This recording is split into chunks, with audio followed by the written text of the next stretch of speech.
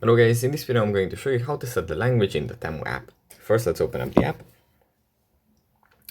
And here it opens up in the home menu. From here we just go into the U menu. Tap on settings in the top right corner. And then tap on language.